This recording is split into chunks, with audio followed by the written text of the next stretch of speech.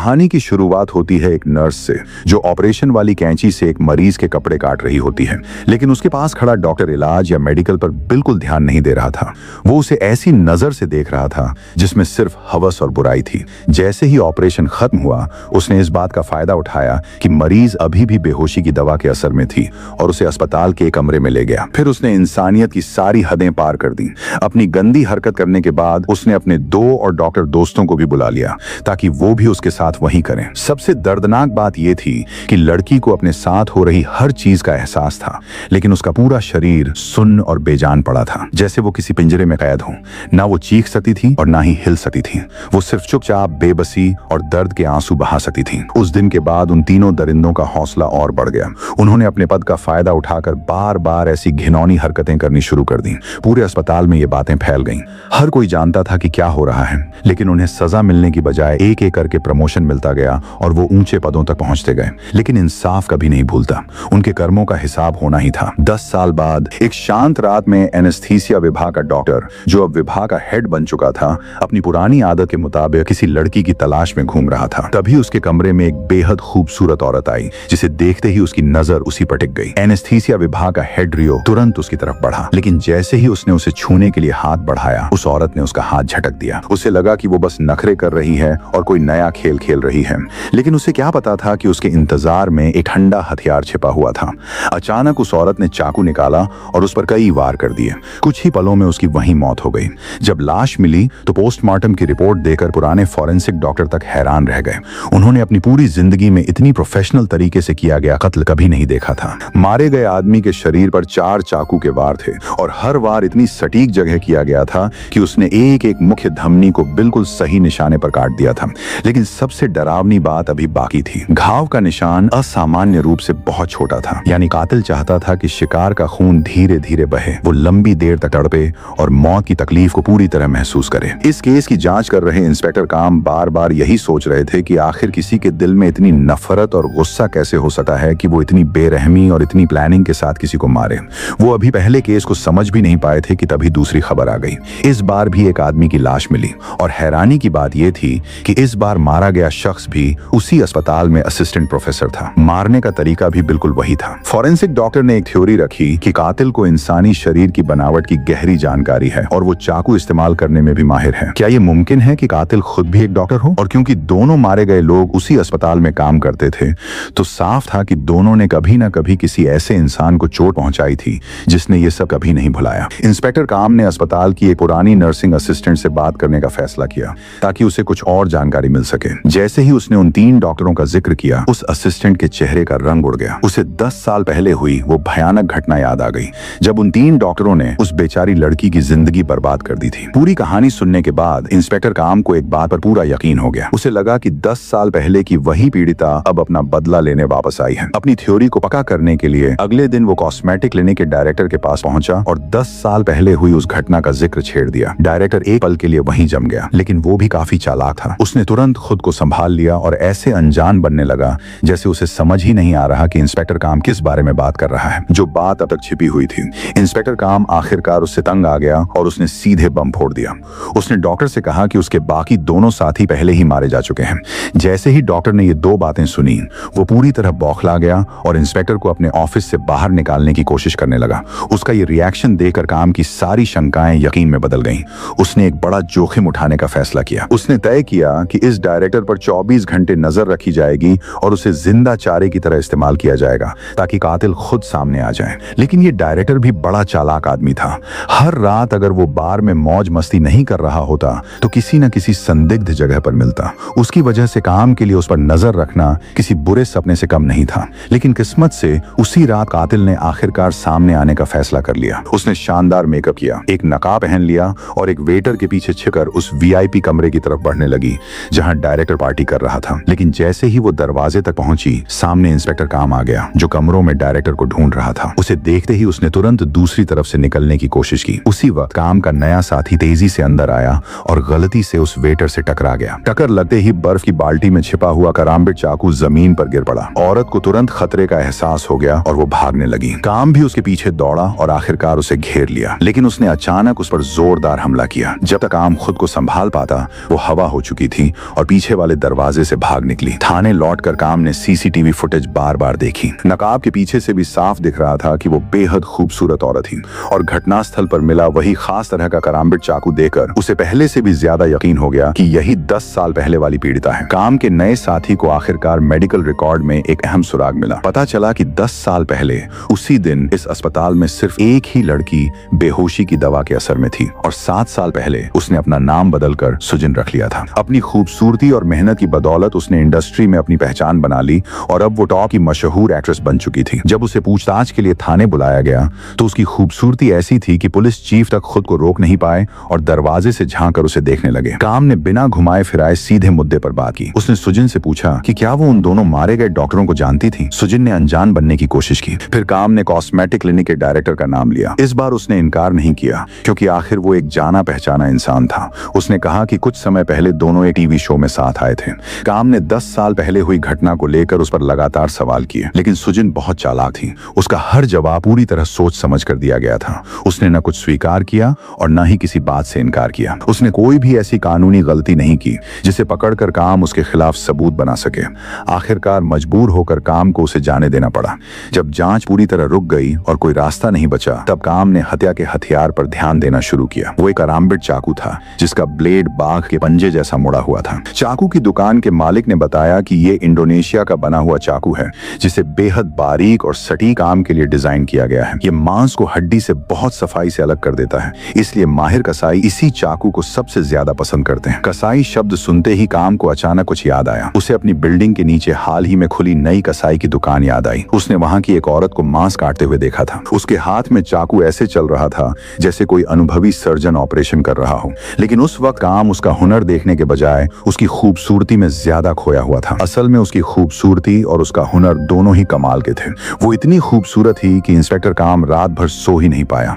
वो पूरी रात बिस्तर पर करवटें बदलता रहा और उसका चेहरा बार बार उसकी आंखों के सामने आता रहा।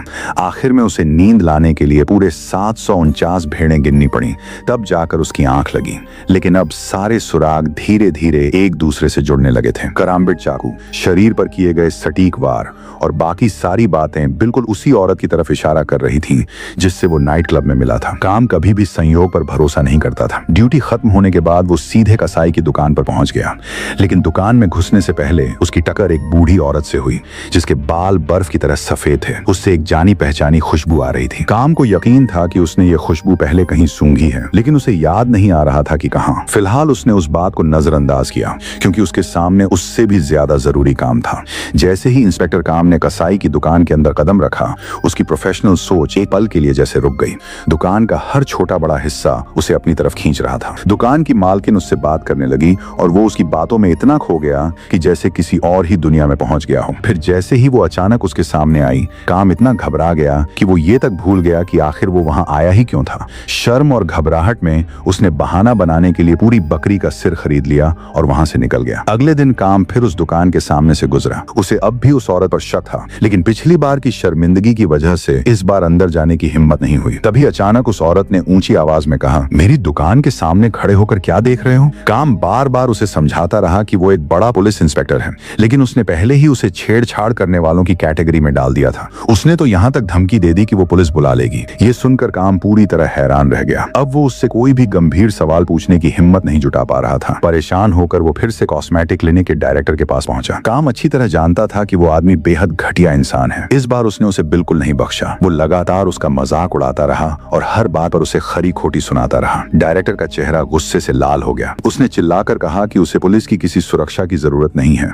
लेकिन जैसे ही काम वहां से निकल गया, डायरेक्टर डर के मारे पूरी तरह टूट गया। उसे पूरा यकीन था कि कातिल अंधेरे में कहीं उसका इंतजार कर रही है। इसी मानसिक दबाव की वजह से ऑपरेशन के दौरान उसका दिमाग लड़खड़ाने लगा। उसे भ्रम होने लगा। ऑपरेशन टेबल पर लेटी मरीज उसे 10 साल पहले वाली वही लड़की दिखाई देने लगी। जब नर्स उसे पानी लाने के लिए कुछ देर के लिए बाहर गई तो उसकी पुरानी गंदी आदत फिर जाग उठी। उसने बेहोश मरीज की तरफ अपना हाथ बढ़ा दिया, लेकिन किस्मत से नर्स सही समय पर वापस आ गई और उसने उसे रोक लिया। इसके बाद भी वो नहीं रुका। उसने उसी नर्स के साथ छेड़छाड़ करनी शुरू कर दी और अपने पद का फायदा उठाकर उसे चुप रहने के लिए मजबूर करने लगा। उसे बिल्कुल अंदाजा नहीं था कि उसकी काली मौत उसके दरवाजे तक पहुंच चुकी है।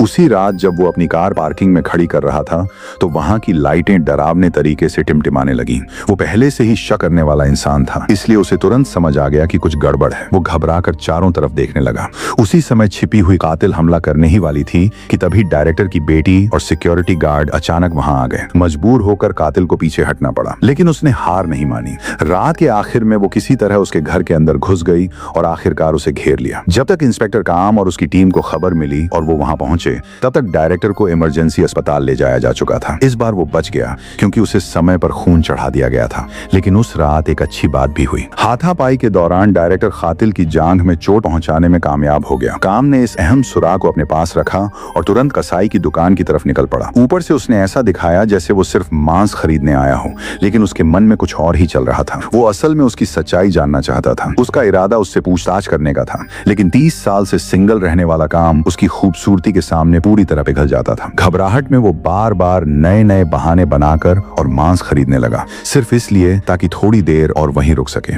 फिर जैसे ही वो उसे पीठ दिखाकर जाने लगा, उसकी नजर उस औरत पर पड़ी। वो हल्का लंगड़ा कर चल रही थी। यही वो उम्मीद की किरण थी जिसका काम इतने समय से इंतजार कर रहा था। उसकी जांघ का घाव देखने के लिए उसने एक चाल चली।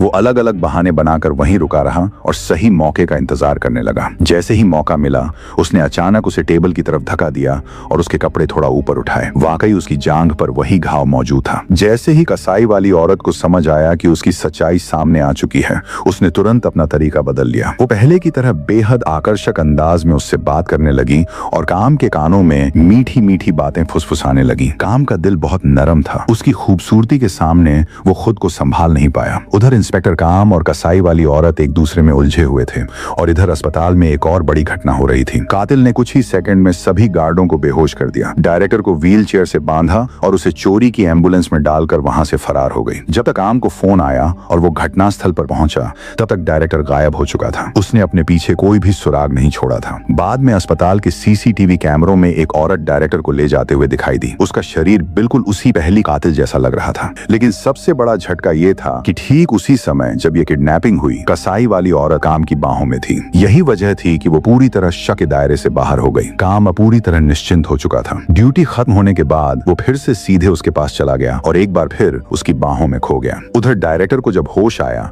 तो उसने खुद को एक अंधेरी, गंदी और डरावनी बूचड़ खाने जैसी जगह पर कुर्सी से बंधा हुआ पाया। वो लगातार चीखता रहा, गिड़गिड़ाता रहा और किसी से अपनी जान की भीख मांगता रहा। तभी कमरे में एक बूढ़ी औरत दाखिल हुई। उसकी कमर झुकी हुई थी और वो लंगड़ा कर चल रही थी। डायरेक्टर उससे अपनी जान बचाने की गुहार लगाने लगा, लेकिन उसके चेहरे पर जरा भी रहम नहीं था। अचानक उसने कराम्बिट चाकू निकाला और एक माहिर सर्जन की तरह उसकी दोनों बाहें और दोनों पैर काट दिए, बिल्कुल उसी तरीके से जैसे पहले 2 लोगों की हत्या की गई थी। जब डायरेक्टर अपनी आखिरी सांसें ले रहा था, तब उस बूढ़ी औरत ने उस पर पेशाब किया और उसके कान में धीरे से कहा, मैंने अपनी पूरी जिंदगी तुम्हारे जैसे गंदे लोगों से बदला लेने का इंतजार किया है। ये शब्द सुनते ही डायरेक्टर को 10 साल पहले की वो डरावनी घटना याद आ गई। डर से उसका पूरा शरीर कांप उठा। उस बूढ़ी औरत ने अपनी छड़ी उसके शरीर में 2 बार घोंपी और फिर बिना जरा भी दया दिखाए उसकी पैंट उतार दी। शुरुआत में डायरेक्टर को समझ नहीं आया कि उसके साथ क्या होने वाला है, लेकिन तभी कमरे में एक बेहद ताकतवर आदमी अंदर आया। उसे सब कुछ समझ आया, मगर तब तक बहुत देर हो चुकी थी। उस दिन डायरेक्टर के साथ उसकी हैवानियत का वही अंजाम हुआ जो उसने कभी दूसरों के साथ किया था। अगली सुबह काम कसाई वाली औरत के बिस्तर से उठा और तभी उसे खबर मिली कि डायरेक्टर मर चुका है। वो तुरंत घटनास्थल के लिए निकलना चाहता था, लेकिन कसाई वाली औरत उसे कुछ देर और अपने पास रोकना चाहती थी। फिर भी क्योंकि ये हत्या का मामला था, उसके पास जाने के अलावा कोई दूसरा रास्ता नहीं था। ऐसा लग रहा था जैसे वो उससे कुछ कहना चाहती हो, लेकिन आखिर तक चुप ही रही। जब काम गाड़ी चलाते हुए पोस्टमार्टम हाउस पहुंचा तो फॉरेंसिक डॉक्टर ने एक चौंकाने वाली बात बताई। हालांकि तीनों हत्याएं एक ही कराम्बिट चाकू से हुई थीं, लेकिन पहले 2 कत्ल करने वाला कातिल अपना दायां हाथ इस्तेमाल करता था, जबकि आखिरी हत्या करने वाला बाएं हाथ से वार करता था। यानी इस पूरे मामले में कम से कम 2 लोग शामिल थे। ये सुनते ही काम के पैरों तले जमीन खिसक गई। क्या जिस औरत से उसे प्यार हो गया था वो भी उनमें से एक थी? उसी दिन बाद में वो अपने साथी के साथ एक रेस्टोरेंट में खाना खा रहा था। तभी टीवी पर सुजिन की नई फिल्म की एक झलक दिखाई गई। उस फिल्म में वो एक बूढ़ी औरत का किरदार निभा रही थी जो बदला ले रही थी। जैसे ही काम ने उसे उस मेकअप में देखा, वो वहीं का वहीं जम गया। वो बिल्कुल उसी बूढ़ी औरत जैसी दिख रही थी। वही बूढ़ी औरत जिससे काम कसाई की दुकान के बाहर टकराया था, वो बिल्कुल वही थी। अब उसे समझ आ गया कि उसकी परफ्यूम की खुशबू इतनी जानी पहचानी क्यों लगी थी। उसने वही खुशबू पहले सुजिन से पूछताछ के दौरान महसूस की थी। अब सारी तस्वीर साफ हो चुकी थी। सुजिन ही इस पूरे खेल की मास्टरमाइंड थी। वो आधी रात को कसाई की दुकान पर मांस खरीदने नहीं जाती थी, बल्कि असली कातिल को वहीं जाकर निर्देश देती थी। और वो असली कातिल कोई और नहीं बल्कि वही कसाई वाली औरत थी जिससे काम बुरी तरह प्यार करने लगा था। अब सवाल था कि आखिरी हत्या बाएं हाथ से क्यों की गई। इसका जवाब भी आसान था। पहली वजह, कसाई वाली औरत खुद घायल थी और ठीक से हरकत नहीं कर सकती थी। दूसरी वजह, वो काम को अपना सबसे बड़ा अलीबी बनाना चाहती थी ताकि उस पर किसी को शक ही न हो। इसीलिए सुजिन ने भेष बदलकर खुद डायरेक्टर का अपहरण किया और उसी ने उसे मार डाला। और क्योंकि सुजिन बाएं हाथ से काम करती थी, इसलिए घावों का पैटर्न भी बदल गया। लेकिन ये सब अभी सिर्फ एक थ्योरी थी। जब तक काम के हाथ कोई पक्का सबूत नहीं आ जाता, वो कुछ साबित नहीं कर सकता था। वो तुरंत फिर से कसाई की दुकान पर पहुंचा, लेकिन इस बार दुकान बंद और पूरी तरह खाली थी। वो औरत फरार हो चुकी थी और उसका फोन भी बंद था। दुकान का इस तरह बंद होना काम के सारे शक को और भी मजबूत कर गया। उसने एक बार फिर एक्ट्रेस सुजिन को पूछताछ के लिए बुलाया। इस बार वो आखिरी बार उससे सच निकलवाना चाहता था।